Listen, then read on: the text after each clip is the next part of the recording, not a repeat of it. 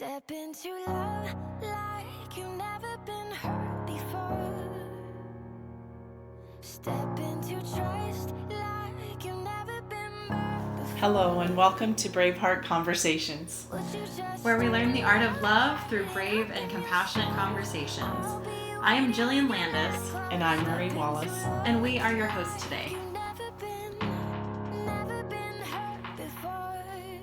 Hi everybody and welcome to Braveheart Conversations. I'm here today with Marie. Hello. We are going to be talking today about keeping secrets and the courage that it takes to stop keeping secrets. It's a lot of courage. It's a lot of courage, yeah. Trust. So I became really familiar with this idea of you're only as sick as your secrets when I was in Al-Anon, still in Al-Anon, but when I started in Al-Anon, that really pinged for me. That was huge. You're only as sick as your secrets. And it's taken me a lot of years to unpeel the layers of the secrets and to really get honest about the secrets that other people really want me to keep. And of course, like, we all have our own secrets, but I think there's like this distinction too between like the secrets that I'm maybe embarrassed about and then maybe the crossover with somebody else's secrets. Like, you're not supposed to share this. Yeah. And, the family secrets. Secrets. We're not going to call the police for that. We'll take care of that as a family. All of these things that happen. And we are told to be quiet. And this has been like a really big lesson for me just recently because, as all of you guys have seen, I just did a huge launch of my program, Unapologetic, and I've gotten some flack for it. And it can be scary sometimes when you speak up. People don't like it. Oh, no, isn't that weird? Yeah. Why do you think that's true? Why don't they like it? It's vulnerable. Mm-hmm. I think that's a huge cycle of abuse. It is. You can start really young as children who maybe are experiencing some sexual abuse. If you say or an anything, alcoholic in the family. If you say anything, your mom's going to get hurt, or, the threats that happen, and they can start really young. And it doesn't have to be that extreme. Sometimes it's less extreme. Sometimes it's religion. And you're not supposed to share certain things that happen in your religion, or you're not supposed to share certain things that happen in your family, or you're not supposed to share someone's mental health struggles, or you're not supposed to share someone's addiction struggles. And although I do believe in like sharing your own story and not just broadcasting everybody else's junk, because that's not my business. No, it's not my business. However, your personal journey is very important. I think if I allow somebody else's information to hinder me from sharing my own story, that can really eat at me. Mm-hmm. And it diminishes our light because our story is so powerful. Our story is something that changes the world. It's our it connection. Heals the world too. It's super healing. It's our connection to other people, and the more I share my story, the more somebody else will go, I feel that, I've experienced that, and thank you so much. And they become more willing to share their story. Yes. Mm-hmm. Yeah, so it's very freeing. Mm-hmm. What has been your experience with secrets or keeping other people's secrets? Well, I secrets? grew up in an alcoholic family, so there were a lot of secrets, and it was just I think it was physically abusive in the way that was legal back when I was a kid. Yeah. So it was legal when I was a kid, and we would get belt straps and switches, but it would leave bruises. Yep. But they would only spank us to the point where it was underneath our clothes, so nobody could see that, and so that to me, plus as well as my dad was an alcoholic, so we never talked about his rage, his emotional rage, or his being afraid of him or scared of him. So I know this is going to be hard for people to believe, but I really didn't talk for a long time, probably until in my 20s. Yeah. Because I was afraid that anything I said would hurt someone. Yep. Yeah, and that's not surprising. I think it takes a long time to really develop the courage to have a voice. It's tough breaking out of all of the fear. There's so much fear and manipulation, especially if it starts young. Well, the threats. I mean, because we're threatened as young children and we still remember those threats.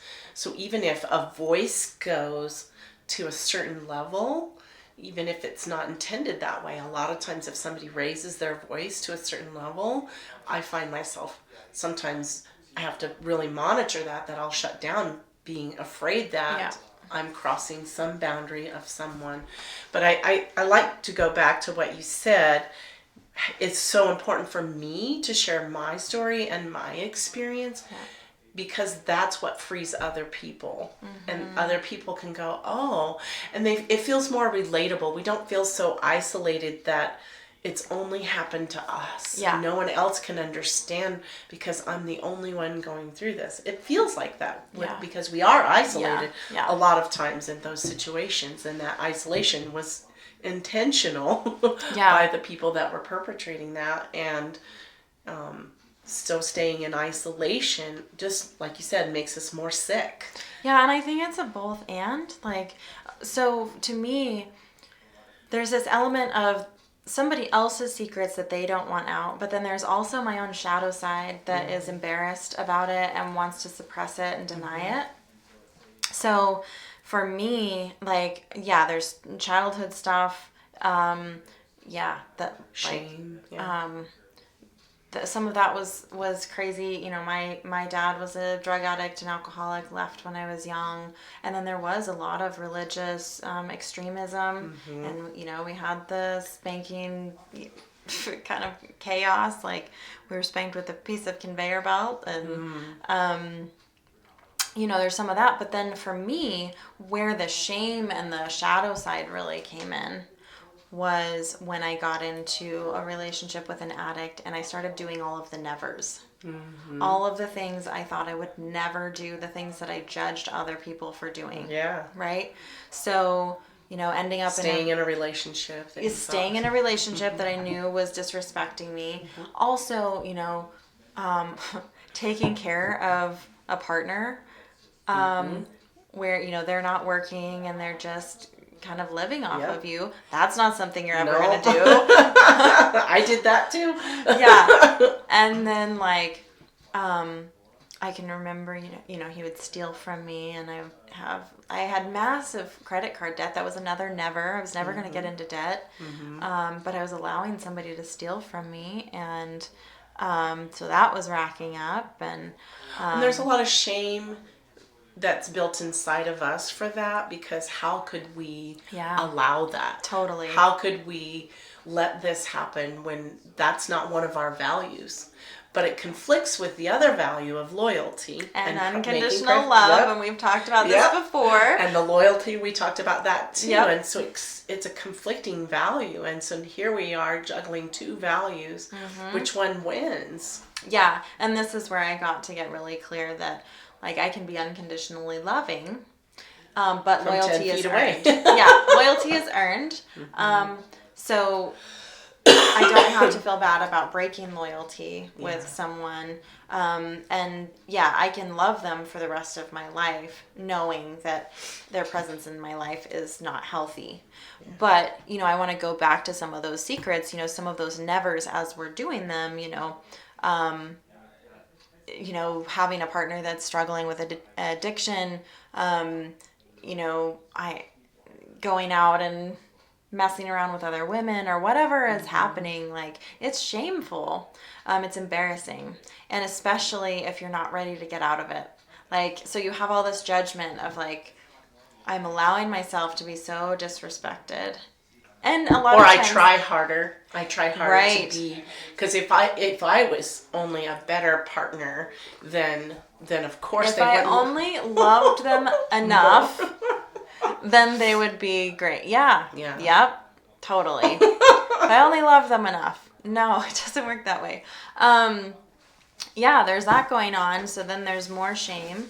But for me, like, because of those nevers, like, I didn't want to share those things with people. And so I ended up losing all my friends. And it wasn't just because, like, he didn't want me to hang out with my friends, although there was an element of that too. But I was too embarrassed to share my life. And so I was very alone. Like, Well, you're not authentic either. exactly. And honesty just keeps coming up and coming up and coming up. Yeah, living honestly means there aren't any of these secrets.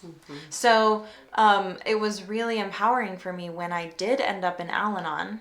And then it was like this beautiful miracle because everybody there understood. Because they all had either been in the same situation or they were maybe still in the same situation. And it was this really unconditionally loving space where I was in complete allowance to make whatever decisions I was going to make. And they were just going to keep loving me and giving me these skills. And like, supporting you. Yeah. And so I learned how to set boundaries and I learned how to detach from somebody else's crisis and I learned how to mind my own business and like all of these skills that were so, so, so valuable to me. And what was so beautiful is I could show up to those meetings and I didn't have to have any secrets. Yeah, that's beautiful. I like to cover too the who to share secrets with. I mean, because sometimes Yeah. there are some things that you have, going back to earning our trust and our loyalty, we have to be careful who we share those secrets with. Not some of them. I mean, I'm just saying the people that we want to keep in our close proximity, but there are some people that may not handle those secrets in a You need to trust them. Yeah. yeah. Trustworthy people. Yeah, so I think, so there's different types. Like for me, if something is unhealed, if I'm still going through something and I have not processed it, I don't need to be sharing that publicly. Like that needs to be something in a very trusted space. For me, what Al-Anon did for me is that those people were safe because they were able to be neutral. So they You were came, still healing. Yeah, they came to the table with understanding and neutrality. Yeah. So they had been there, they had empathy, but they also, like, part of that program is that you don't give advice. And that was part of the reason that I love it. was so turned off by having friends anymore, was because they had very strong opinions about what I should do. And then that becomes really isolating because then it's just adding to the shame because you already feel shameful for allowing certain things, and then you might have a moment where you're like, yes, I'm gonna leave, and then you don't, and then now there's this weirdness with this friend. So what Al-Anon did for me was give me this like safe place where I could be messy, I could be in my shadow, and I was still really loved. And I did eventually come out of that, and I did eventually honor my space and my values, but it was a long process, and I was really loved and accepted all along the way. So yes, I think like choosing the people that you open up to that can give you that space Support is so important, because if you're just hanging around with people who are judging you and adding to the shame, that's only festering the shadow side. It almost feels as if we feel a conflicting loyalty. Yeah. Too, because it could be my friend, or I feel like I'm trying to choose between the friend that I have and the person, my partner. Yeah. And so that's a conflict, and that weighs really heavily on us. And then I also feel as if I'm not a trustworthy person, right? if I said I'm going to do this Totally. and I don't do it, then I don't feel trustworthy. So Yeah. then that adds more shame too. Well, and I think that often comes from like setting boundaries when we're not ready. Mm-hmm. So I might identify a value, and then if I'm not ready to follow through with that, then yeah, I will end up totally sabotaging myself and feeling terrible about it. Mm-hmm. And so I always encourage clients too, like, if you're going to set a boundary, make sure you're serious about it, because what I did a lot of is I was very noisy. I'm gonna. I was super noisy. I would threaten all the time for things that I was going to do, and then I wouldn't follow through, and nobody believed me anymore. You don't believe you anymore. I didn't believe me. Yeah, I was totally unbelievable. So that was huge for me to clean up. Like, just shut up. Mm-hmm. You know, be quiet, speak simple words. Do one thing. Yeah. And don't set boundaries unless you are really serious about following through with that boundary. Mm-hmm. And I'm much better today at recognizing when I'm ready or not ready. Mm-hmm. And it's Which hard. takes practice. Yes. And it takes a lot of grace. Like, I have to be gentle with myself if the answer is you're not ready. Mm-hmm. And that sucks, but that's part of the shadow side is, sometimes I'm just not ready to leave a situation, and I get to just sit with that and wait for that moment of clarity when the release is there and you can feel it and it's super You just clear. know. Yeah, you just know. Yeah. That's true. So if you're out there and you're wondering if you'll know, you will. Yeah, you totally will know. And it's not by the advice of anyone. It's just your inner spirit going, okay, now you know. Yep. Inside is the boss. Inside is the boss. I like that. I'm going to write that down. Yeah. It's so true, though. If we could just take some moments to be still and listen to that voice, then we would have more answers. Yeah, agreed. Yeah, so I like the idea of like who are you talking to. I'd also like to talk about like, okay, so that's when you're going through the healing process, but then there is the time when you have healed from your trauma. Mm-hmm. You have healed from the secret life you were living. And then it's easier to be out loud. Yes, and I think it's appropriate at times to be public. So, you Imperative for I appreciate the people who have come out and said, you know, this is the abuse that has happened to me and this is how I've recovered and now I'm standing for this cause or this principle. And that's a little bit where I'm at today too, is I get to share my story and some of the trauma that has led me to where I am today, and that gets to be empowering for other people. But that's scary. It is so scary. It's really scary because there are definitely, I mean, the bigger your trauma is, I feel like the more resistance there is to you sharing. People don't want you to share those big secrets. Mm-hmm. And that's again when you listen to that inside voice, when it is appropriate and when it's not, and what's helpful and what's not. And you might lose friends along the way. Yeah. And they may not have been meant for you.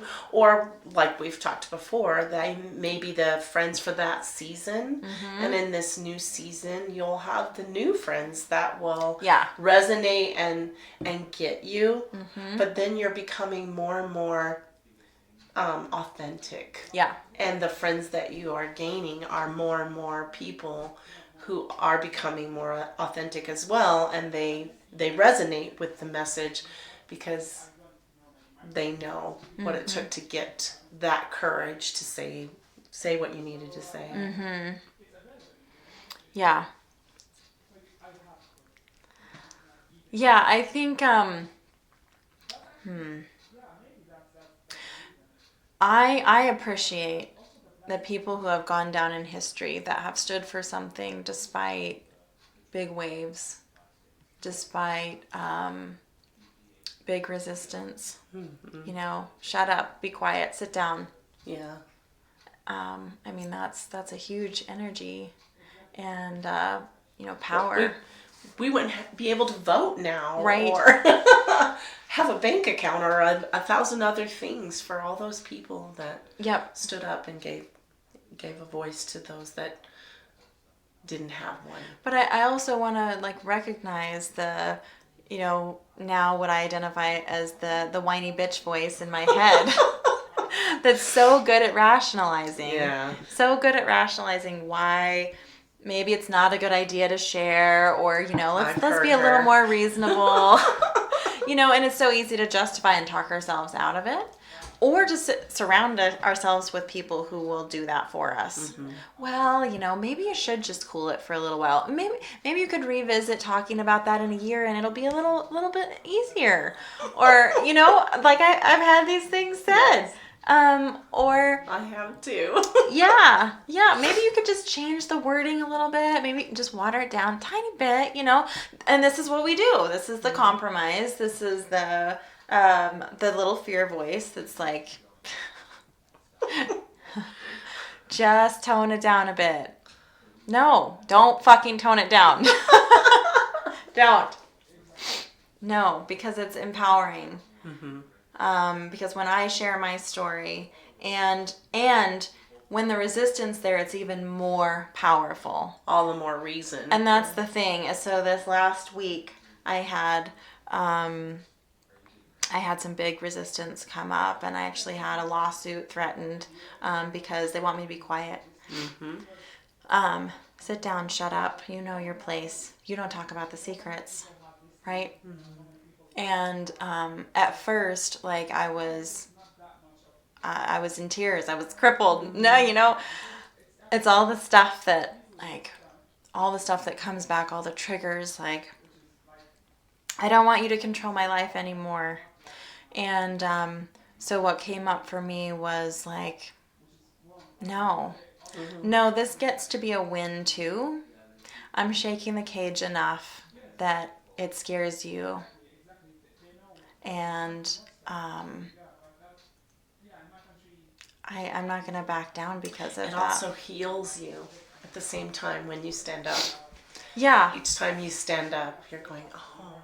So if it triggers you, you should be looking at it. Yeah. Or I don't mean to use the word should, but if it's triggering you, it's something to look at and be curious about. Yep. Well, and I sat in that fear space for a bit and just cried and had that moment. Okay.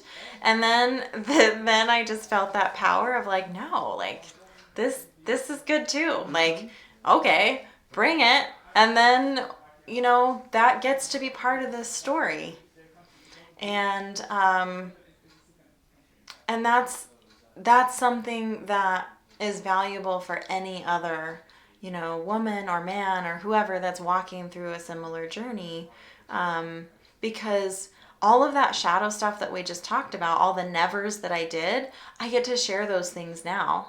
I get to say, these are all the things ways that I sacrificed myself, ways that I compromised, and now I'm going to share that ain't ever fucking happening again. Well, you can't say that either.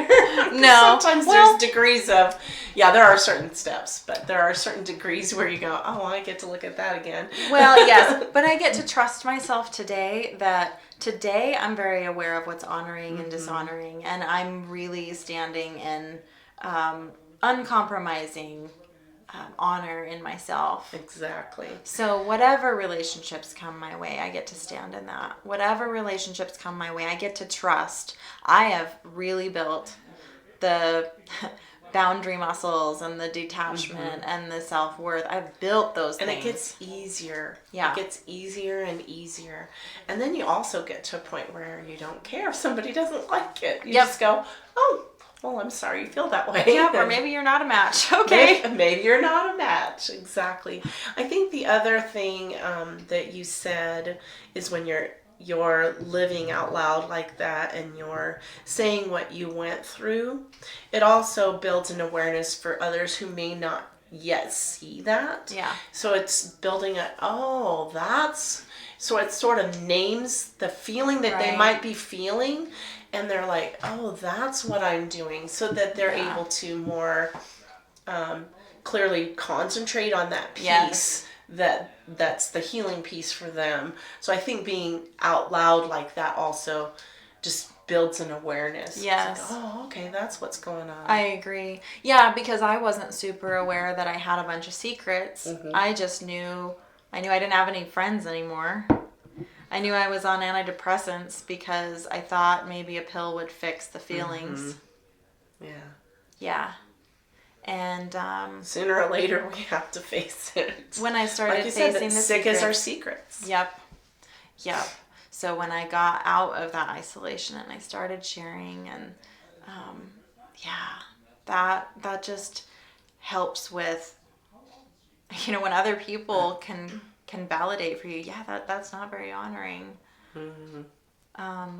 That's so helpful. That's so helpful because often in those toxic relationships, we're questioning ourselves constantly. Well, maybe I am the crazy one. Maybe I am selfish. Maybe I am, all the names that they're calling me. Maybe it's true. Maybe it's true. And so, you don't have an opportunity to combat that unless you have people around you who are saying something different. Or unless you have taken a stand. So But that's a stand muscle too. Taking a stand is a muscle as well. It is, but it's so much more powerful if you have collection. Well, now you can behind believe yourself too. So, yeah. I cannot count the number of times in the beginning where I knew I was going to set a strong boundary and I knew I was going to get called a lot of names or it was going to be tough, and I would make sure that I had someone set up to call right after. That's awesome. Because then I could fall apart and say, am I really a bitch? Am I really... Please tell me I'm Am I really selfish? Am I really...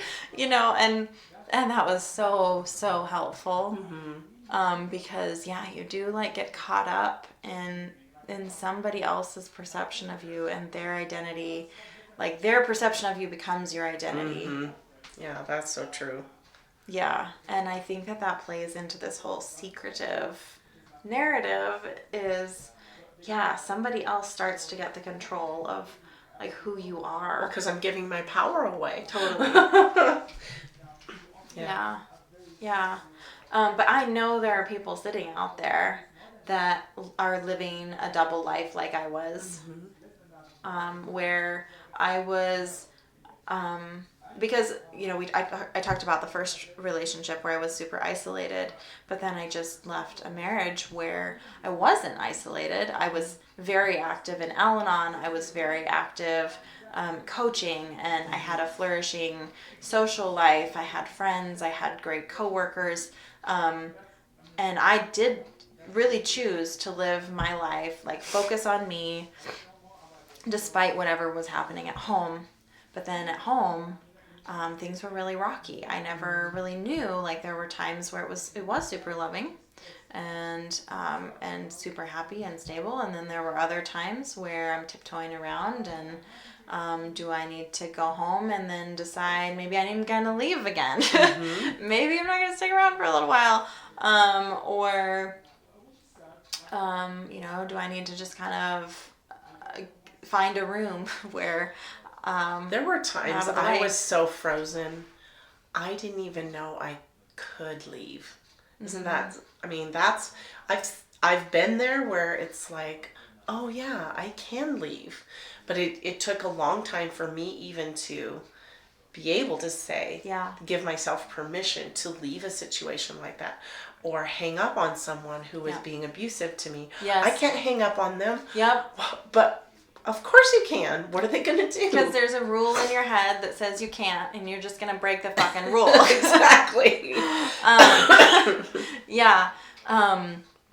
I was pretty paralyzed by a lot of financial fear and fear of myself and a fear that I wouldn't be able to succeed. So, I stayed in a lot of dishonoring so did I. Situations just because I was so terrified of what happens if I leave. Am I really going to be able to stand on my own 2 feet? And,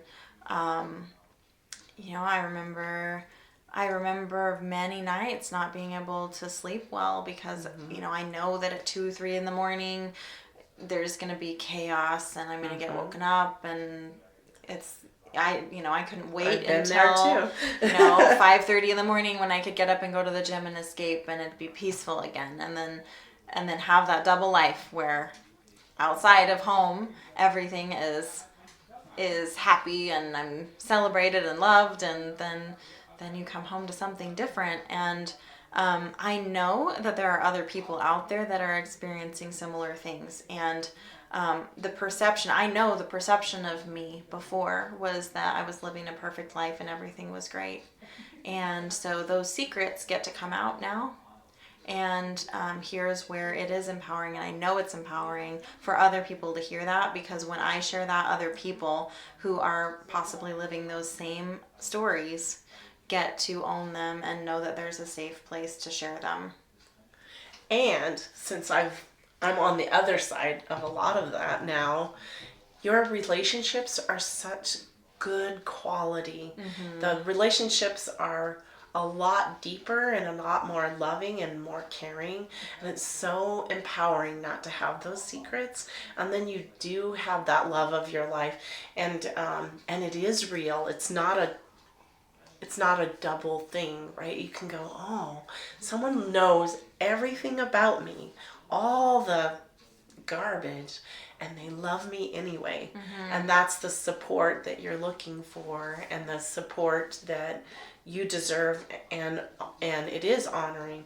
I just wanted to say there is hope. Mm-hmm. When those days that you get that are so scary, yes, and then you think, I can't do it, I can't get there, just know that on the other side of that fear is just a boatload of love. yeah, there is. And I definitely experienced that when I was willing to stop having the secrets and stop having all the denial.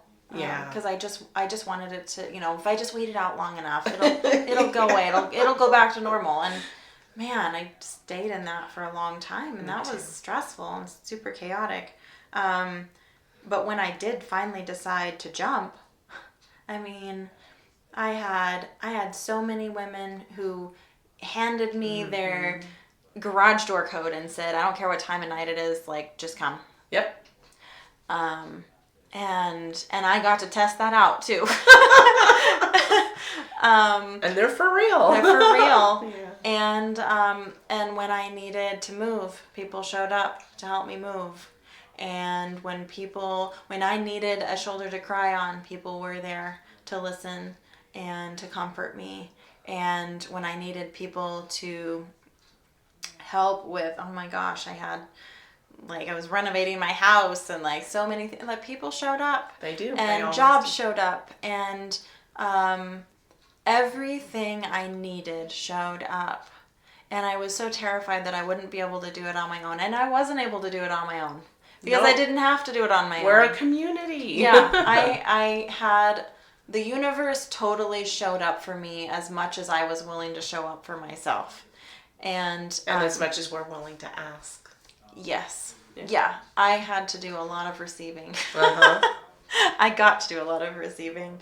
That was a huge lesson as well. But no, when you're willing to be courageous enough to share the secrets and to start breaking those chains and breaking the rules that are going on in your head. Yeah. Everything shows up for you. It truly does. And you do have to face the fear. It doesn't go away. You get to face it, and you just get to stare it in the face and say, fuck you. It only gets bigger sometimes. Yep. I'm going to do it. So secrets, tell them. They lose their power when you tell them. They really do. Yeah, share it with somebody who is trustworthy, that can mm-hmm. be a neutral friend. And supportive. Yeah. We would love for you to reach out and to allow us to be one of those mm-hmm. supports for you. And if you Because you don't have to do it alone. No, none of this you have to do alone. We are a community.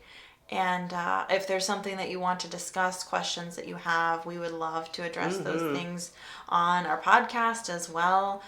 We'd be more than happy to delve deeper into this topic. So, you can share with me at defytheaverage@gmail.com. Or Marie at mariesgold.com. and we're both really open and willing to hear your questions and hold space for you. This is a tender topic, and it's not for the faint of heart. It takes massive courage. So, and like you said earlier, just be gentle with yourself wherever you are in the process. Remember, you're human too. Yep, and you're exactly where you're meant to be. There's no mistake in it. As painful as all of that time was that I stayed and I, had some, I tolerated some dishonorable behavior. I'm really grateful for all of the things I learned. I mastered so many different things. Also, when you tolerate, you start coming back around and you notice it quicker. Yeah. That's what I found. The self-awareness is huge. Yeah, so that your timing is perfect.